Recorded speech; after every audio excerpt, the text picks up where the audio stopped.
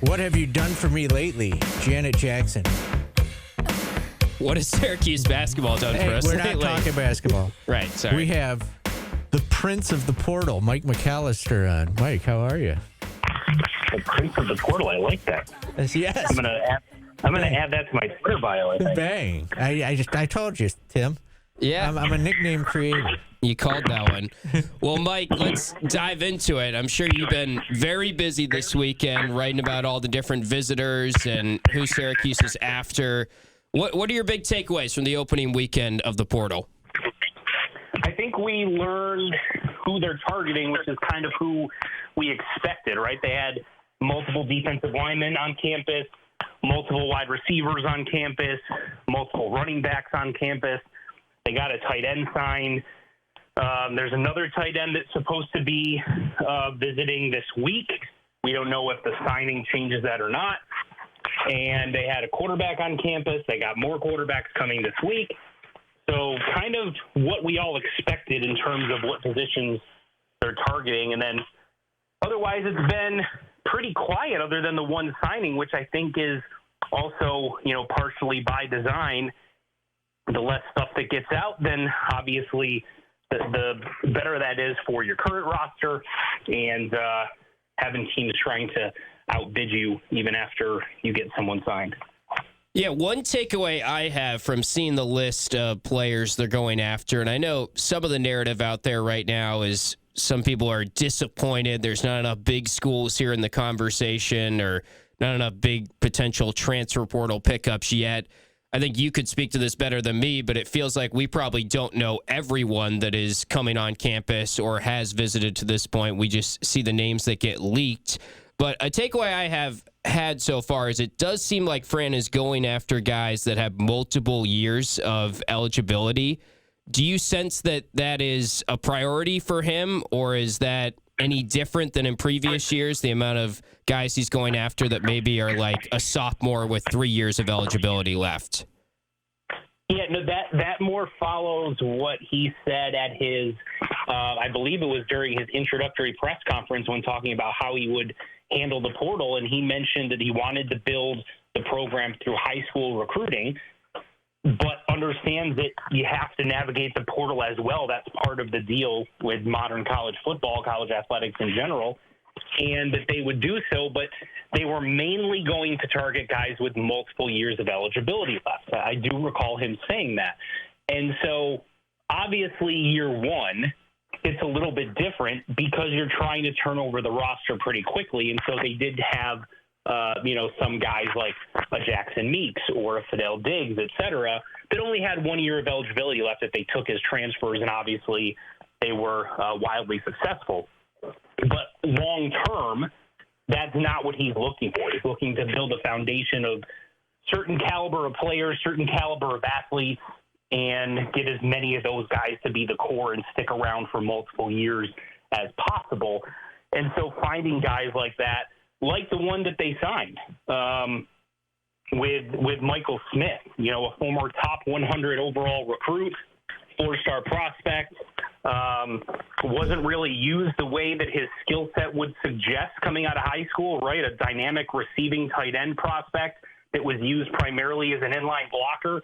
You find a guy like that, you think we can plug him into our system and take advantage of what made him such a highly regarded high school recruit and get more production out of him. That seems to be the way that they're approaching this.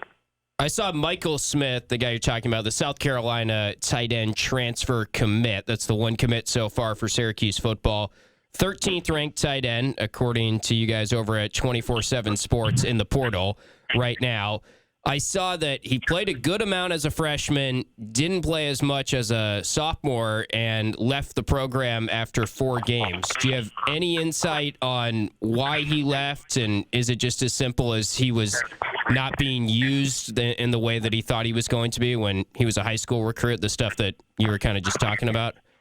That seems to be from everything. I read a bunch of articles from people that cover South Carolina about the split when it happened, sort of reading the fact that he left the program, and then the comments that head coach Shane Beamer made at the time. And it seemed to be that he wasn't happy with what his role was in year 2.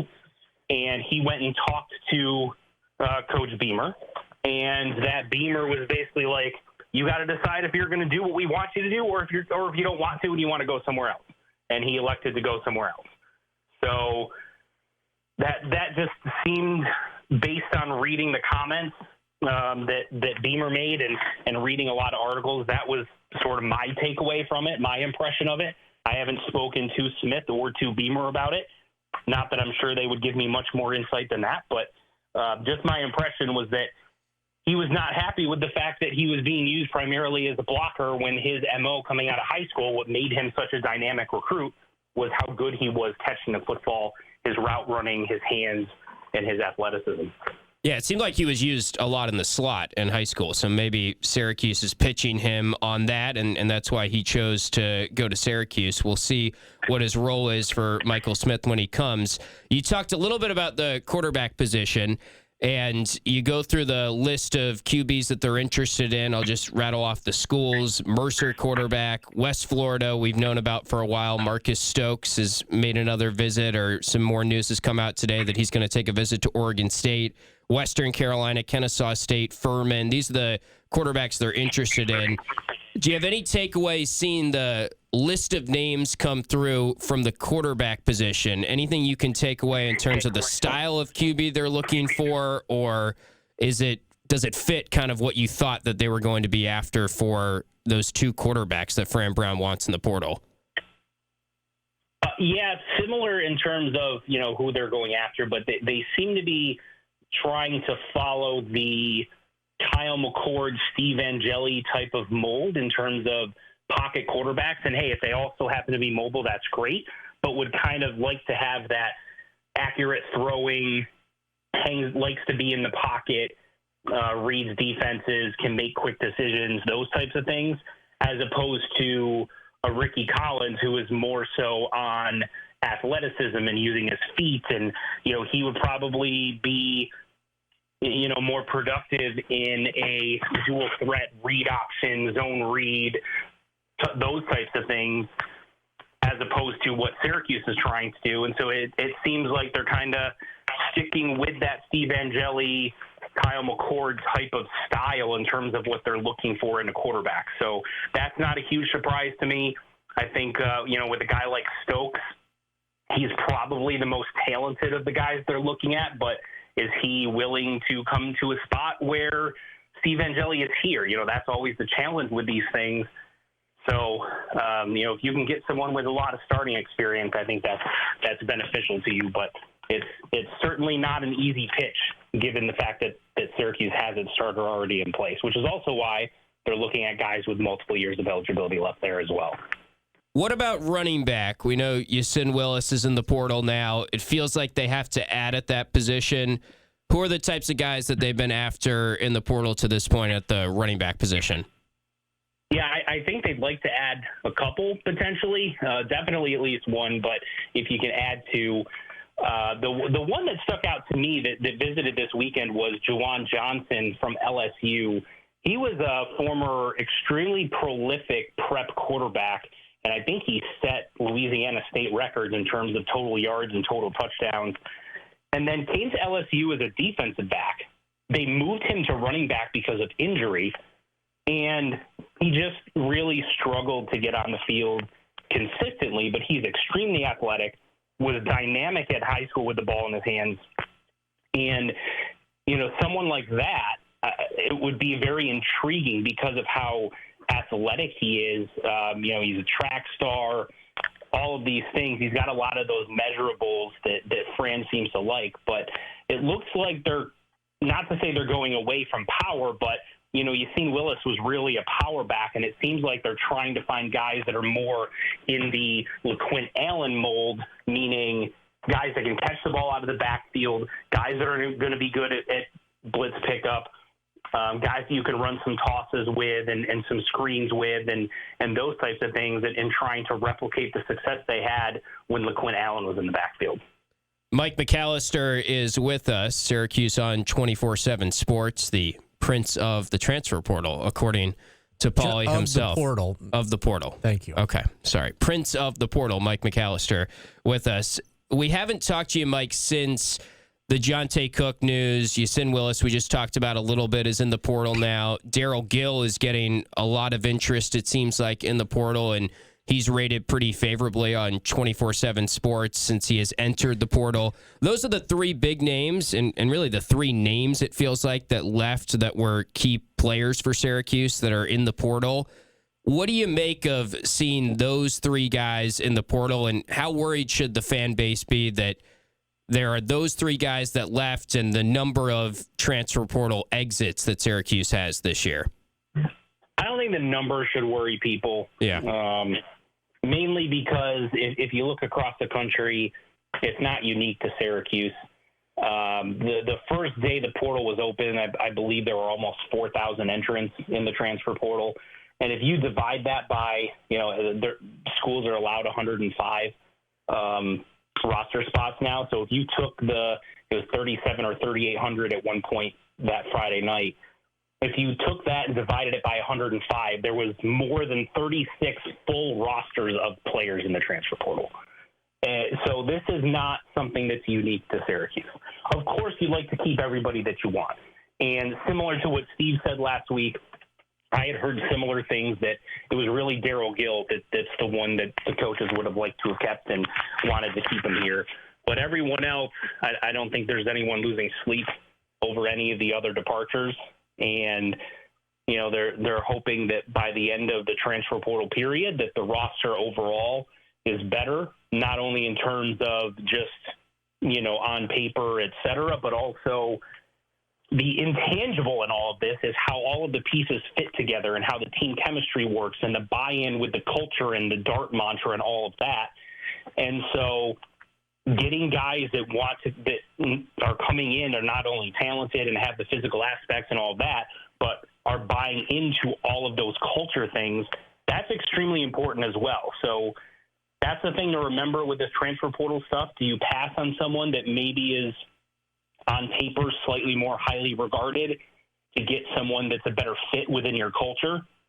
Those are the things that the coaching staff has to weigh and try to figure out. But certainly culture, I think, is at a premium here when they're evaluating players.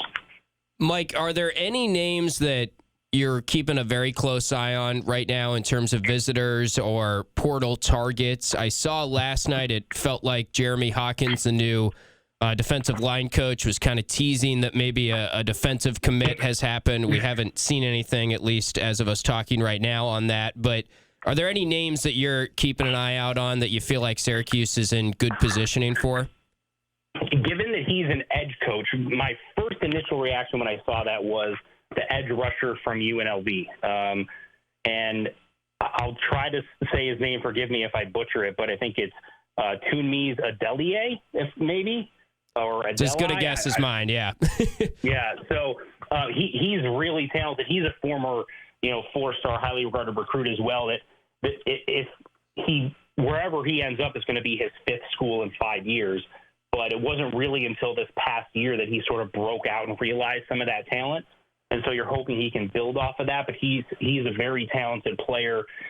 So if I'm a Syracuse fan and trying to get the best players that I can, and I see that tweet from a coach, I'm hoping that's who it was involved. But we know, I think we've got 8 or 9 players that we knew were on campus. I know for a fact that there were more than just that on campus.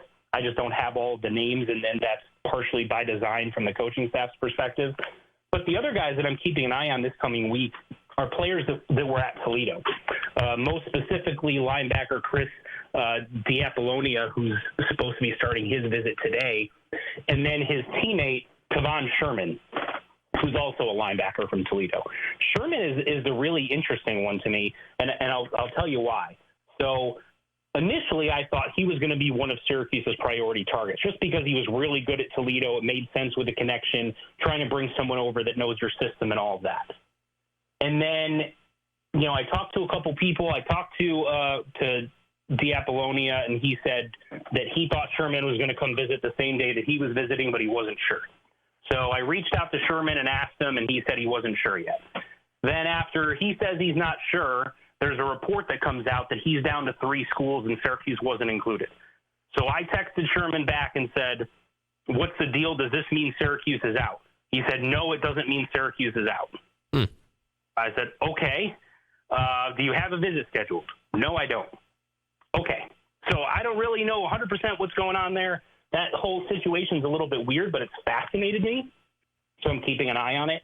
And then they've also got another defensive lineman, Jartavius Flournoy from Georgia State, who's visiting, who is, he was coached by Coach Hawkins at Georgia State, his previous stop. So there's some familiarity there, keeping an eye on him as well. And then some of the wide receivers that they've had on campus, the Corey Milliner at UAB, he was really productive when he was out there, but didn't play. I think he only played in, 5 or 6 games this past season, but really productive when he was.